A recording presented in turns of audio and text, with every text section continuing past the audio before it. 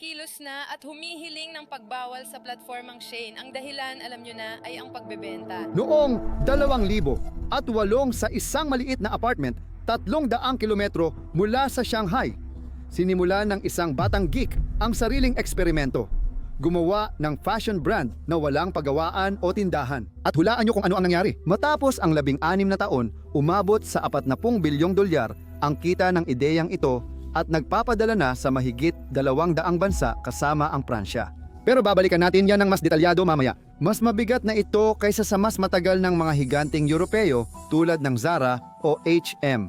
Ang proyektong ito ay magiging kumpanyang kilala nyo, Shein. Ngayon, kahit usong-usap ang eco-responsibility, sustainability at slow fashion, ang pinakasikat na brand sa mundo ay nagbebenta pa rin ng damit na tig-3 euro lang, gawa sa mass production at mabilis na naihahatid.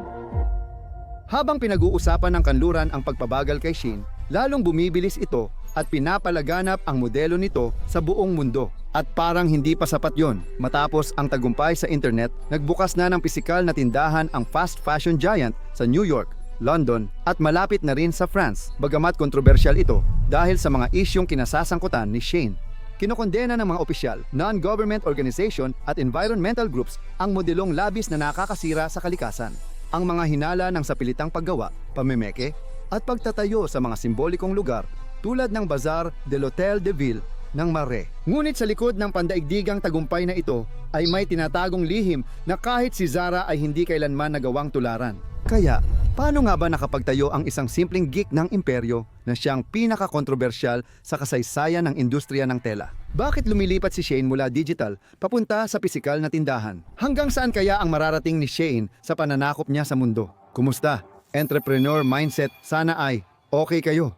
Dahil sa mga kontrobersya kay Shein, marami ang humiling na talakayin namin ang kumpanyang ito. Ngayon, ikukwento ko kung paano sumikat ang brand na ito sa buong mundo kahit sa gitna ng mga kontrobersya. Isang kliyente na mas mulat at mas mataas ang inaasahan. At gaya ng dati, magtatapos tayo sa negosyo aral na dapat ninyong tandaan mula sa video na ito. Tara, pasok sa paggawaan. Panahon na para tuklasin kung paano hinabi ni Shein, tahi matapos tahi, ang kanyang pandaigdigang imperyo.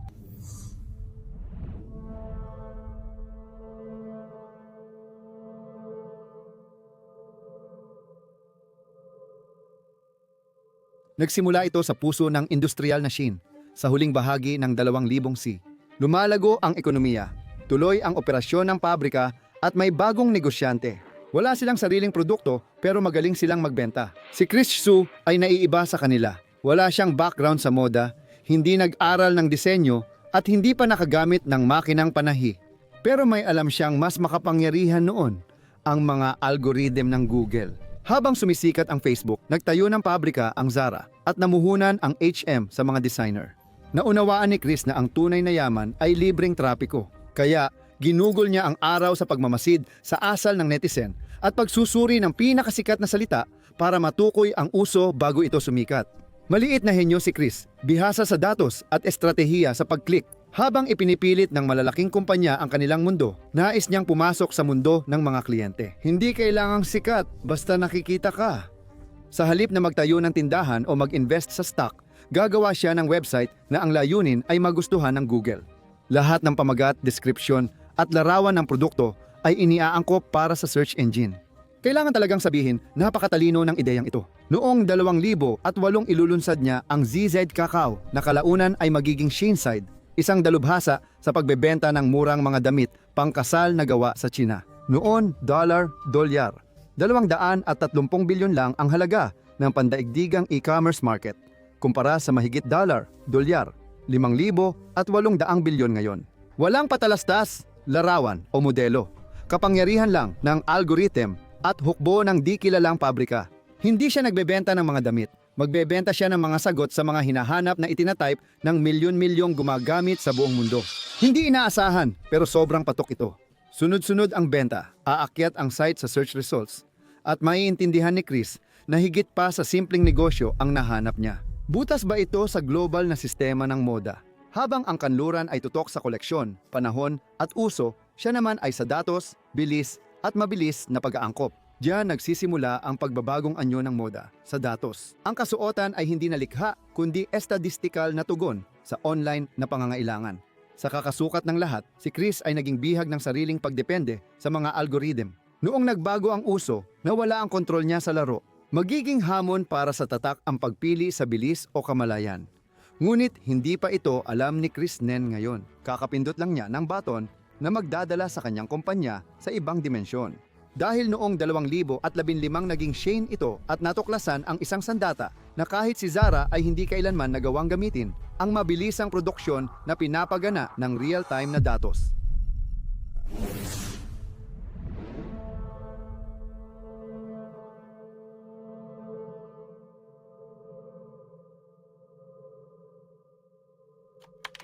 Kung si Zara ay ilang buwan bago maglabas ng koleksyon, si Shane naman ay lumalabag sa mga patakaran. Ang layunin niya ay simple, mas mabilis kaysa sa kahit sino. At magagawa niya nito gamit ang isang ideya na kahit ang pinakamalalaking tatak ay hindi kailanman naglakas loob subukan.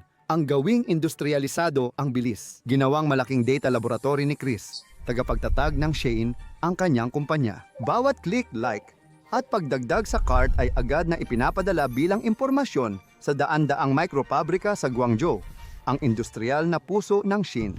Mga maliliit na pagawaan, kadalasan may 10 manggagawa nakakagawa ng 50 piraso ng parehong modelo bawat araw. Dito, hindi koleksyon ang mahalaga, kundi reaksyon. Kapag may viral bulaklaking damit sa TikTok, agad itong ginagaya ng Shein at binebenta sa loob ng 72 oras. Tama, hindi 3 buwan o linggo. 3 araw lang. Ito ang tinatawag ng mga analyst na real-time fashion model, isang moda na ina-adjust kada minuto ayon sa ugali ng mga customer.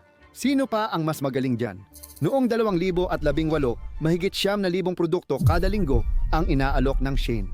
Sa buong mundo, matutuklasan ng mga dalagita ang brand na alam agad ang gusto nila. Sa kabila ng husay ng Shein, may nakatagong estratehiya ito.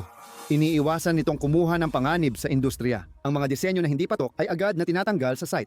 At ang mga sumisikat ay ginagawa agad ng maramihan sa loob lamang ng ilang oras. Ito na ang wakas ng likas na pagkamalikhain at tagumpay ng pagsusuri ng datos at eksperimento. Hindi na dinisenyo para maging maganda, kundi para mag-perform. Sa mga opisina ng Nankin, kitang-kita sa mga screen ang real-time stats, trending na kulay, uso at pinakasikat na sukat mula sa buong mundo. Lahat ay sinusukat, kinukumpara at ina-optimize. Ang makinang ito na nakakaunawa ng kagustuhan ang magdadala kay Shein sa mas mataas na antas. Noong 2020, nalampasan ng tatak ang Zara at H&M sa Gold Trends at naging top fashion app sa buong mundo. Mula 2018 hanggang 2020, tumaas ang kita mula 2 hanggang 10 bilyong dolyar. Pero sa likod ng himala ng bilis ay may nakatagong ibang realidad. Habang bumibilis si Shein, lalong nagiging marupok ang sistema. Dahil kapag nasanay ang mundo na makuha agad ang lahat, ano ang mangyayari sa araw na ang lahat ng ito ay magkaroon ng presyo?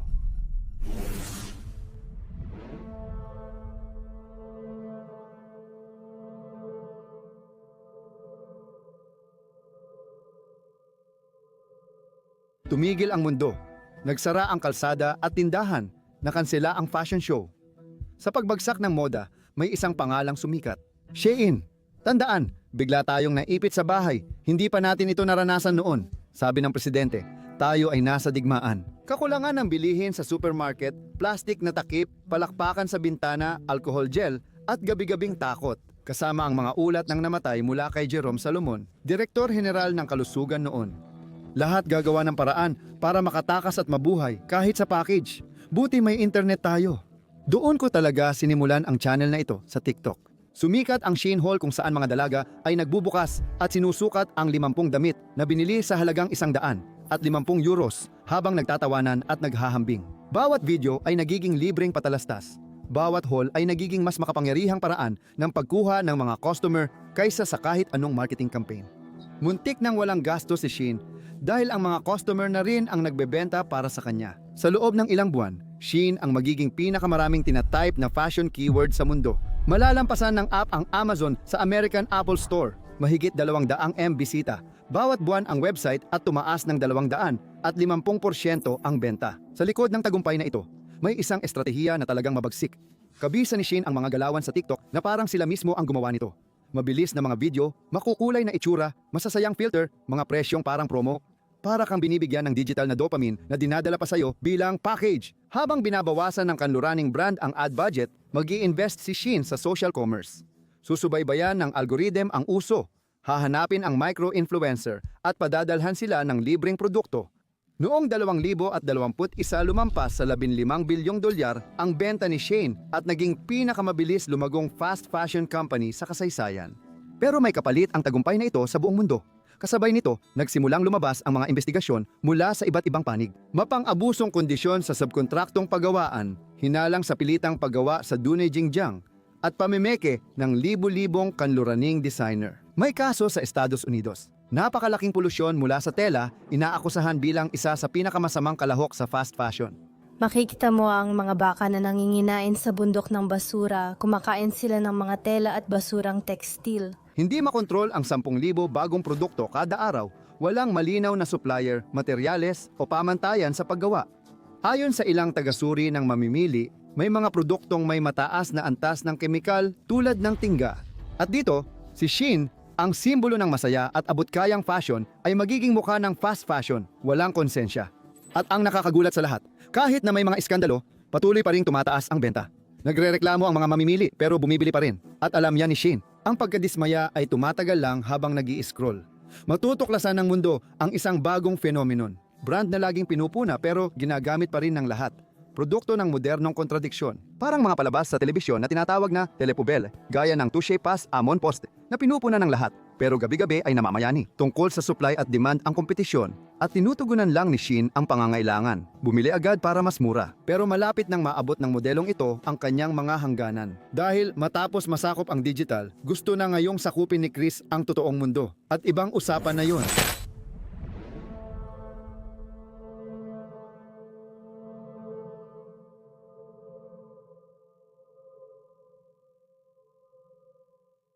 Noong Oktubre 1, 2025, nayanig ang kalakalan dahil sa headline ng Le Monde. Ang Shein, kumpanyang Chino ng fast fashion, ay magbubukas ng unang tindahan sa iba't ibang lungsod sa Pransya. Parang bombang sumabog sa Pransya ang anunsyong ito. Magpoprotesta ang mga opisyal, non-government organization, grupo, pangkalikasan, at negosyante laban sa tindahang inakusahan ng polusyon at hindi patas na kompetisyon. Maraming kongresista ang hihiling ng investigasyon sa gobyerno ukol sa epekto ng Shein sa lipunan, buwis at kalikasan. Mahigit isang dekada, Shein ay online lang, walang pisikal na tindahan o address, at umiral bilang imperyo ng server at algorithm. Pero noong 2023, nagbago ang lahat. Sa unang pagkakataon, nagpasya ang Shein na lumabas mula sa virtual na mundo. Magkakaroon ng mga pop-up store sa New York, Los Angeles, Londres at Miami.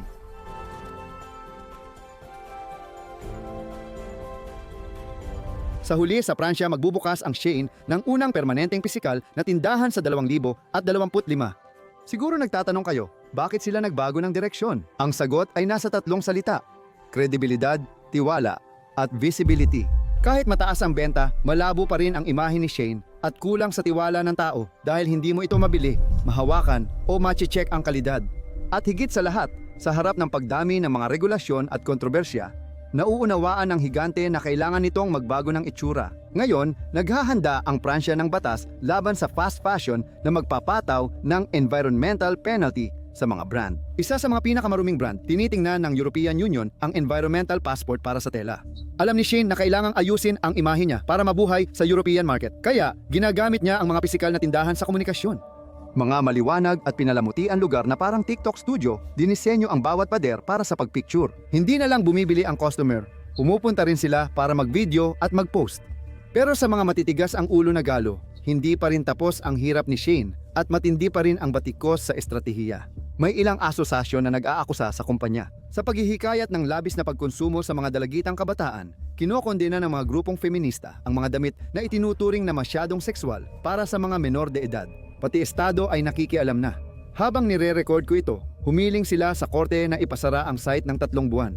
Ngayon, napipilitan ng sagutin ni Shein ang lahat ng tanong dahil may pisikal na presensya na siya sa France, sa Bazaar de l'Hôtel de Ville ng Marais. Sa gitna ng Paris, hindi na siya makapagtago sa likod ng screen at pwede na siyang atakihin na agad ding nangyari. Pagkabukas ng mga pinto, agad sinuspinde ng mga kongresista at nagreklamo ang lokal na negosyante ng hindi patas na kompetisyon. Iniiwasan ng Shein ang value-added tax sa pamamagitan ng pagpapadala ng bawat package. Legal ito, pero hindi natatapatan ang presyo. Agarang reforma ang hinihiling ng mga profesional na federasyon. Ang planong estratehiya para sa kredibilidad ay nauwi sa media na magulo. Sa mismong oras na ang may-ari ng Bazar del Hotel de Ville, si Frederic Merlin, ay umiikot sa mga palabas sa telebisyon para ipakita ang pagiging moderno ng operasyon. Nadiskubre ng Pransya sa Journaux du Soir na nagbebenta ang Shein ng mga manikang may pedopilyang katangian at armas nang walang pag-aalinlangan. Pero ang mas nakakabaliw, walang kahit ano ang nakakapigil sa makina. Makikita rin sa Temu, Wish at AliExpress ang mga paratang laban sa Shein, mga site na paborito ng mga Pranses. At sa kabila ng kontrobersya, tingnan mo ang mga larawan ng pagbubukas. Ang pila sa harap ng tindahan ay parang may bagong labas na iPhone. Bakit kaya? Sa totoo lang, napasunod na ni Shein hindi lang ang datos, kundi pati ang mundo. Naintindihan niyang mas gusto ng mamimili ang bagong uso, mag-like, magsuot at mag-post kaysa sa sustainable na fashion. Ngayon, ang aral dito ay hindi na mabilis si Shein. Alam na natin yan, pero sa huli, hindi bilis ang panalo kundi kontrol sa ritmo. Kahit may negatibong balita, marami pa rin sa tindahan. Kapag kapos sa pera, nawawala ang prinsipyo at mas nangingibabaw ang supply at demand kaysa moralidad. Ito ang dahilan kung bakit ang mga pumipili ng pangmatagalang, kumikitang at responsableng modelo tulad ng Holzkern, aming kasosyo, ay laging may lamang. Huwag nyo nang batikusin ang namimili sa Shein dahil kapos sila sa pera. Bumibili ako minsan kada buwan, gumagastos ng 40 euros bawat buwan. Hindi pa ako nakakita ng t-shirt na €1 lang. Bumili ako ng pantalon sa Quiaby ng 20 euros para matry ko rin ang mga tindahan dito. At sa loob nakasulat nung gusto ko na itong labhan made in Bangladesh. Kaya hindi ko maintindihan kung bakit kailangan ko pang magbayad ng mas mahal sa iba. 3 taon na akong umuorder at gumagamit ng mga damit, kaya tigilan nyo ang pagsabing walang kwenta yan. May mutuela akong 120 euros pero hindi nito nababayaran lahat. May renta ako na 500 euros, may mga bill ako sa kuryente na 200 euros at patuloy pa itong tataas. Itigil nyo ang paghusga sa mga bumibili sa Shein dahil wala silang sapat na pera. Sa tingin nyo ba, pwede pang magbago ang Shein? At tayo, ano ang papel natin dito? Isang bagay ang sigurado. Ang Shein ay hindi lang basta tatak ng damit. Ito ay salamin ng isang mundong nagmamadali, konektado, at puno ng kontradiksyon.